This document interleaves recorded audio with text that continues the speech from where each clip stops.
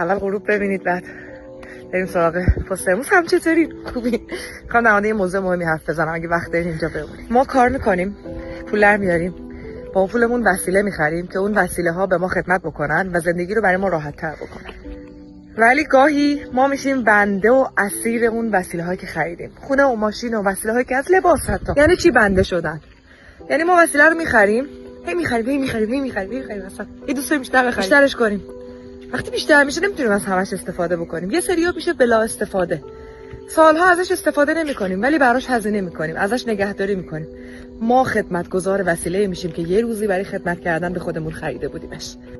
حالا چرا این پست گرفتم که 2 تا موضوع رو بگم. اول تجربه خودمو بگم از کوله گردی که هیچ وقت فکر نمی‌کردم با یه کوله بشه زندگی کرد که الان 16 ماهه با یه کوله شروع کردم که خیلی سنگین بود و الان خیلی سبک. هر بار که سبکتر میشه من سبکتر میشم.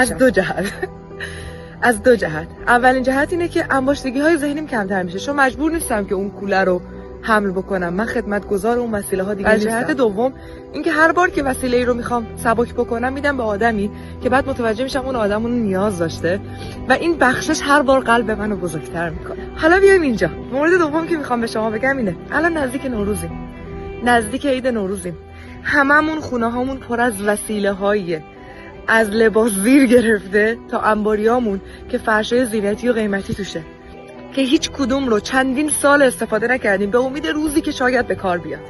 میدونم الان میگید گرونیه دیگه نمیتونیم بخریم و این حرفا، همه اینا رو میدونم، ولی تو همین گرونی که ما نمیتونیم اون وسیله‌ای که اصلا ازش استفاده نمیکنیم و بخریم، آدمایی هستن که حتی به اون لباسی که ما بهش نگاه هم نمیندازیم نیاز دارن. فقط ازتون خواهرانه، من خواهر کوچیک شما، مثل همیشه کوچیک شما، یه خواهشی دارم. خونه تکونی رو که شروع کردی آگاهانه نه همه وسیله ها، از وسیله های برقی تا لباسات، یه نگاه مجددی بنداز.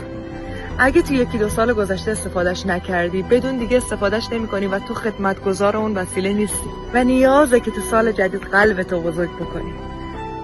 همه رو جمع کن یه گوشه، قبل از اینکه سال تحویل بشه، قبل از اینکه سال جدید شروع بشه، ببر بده به آدمی که میتونی نیاز داره، ببر بده به آدمی که نیازمنده.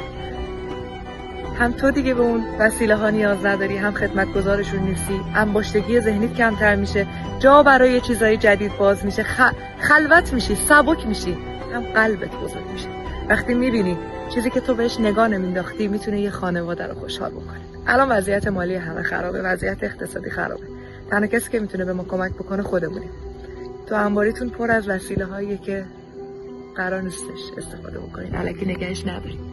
اون روزی که قراره بهش برسید که استفاده بکنید هیچ وقت نمیرسه. دمتون گرم. عشقی، نور چشمی، غروبم تقدیم به شما. مرسی که همکاری میکنید. دمتون گرم.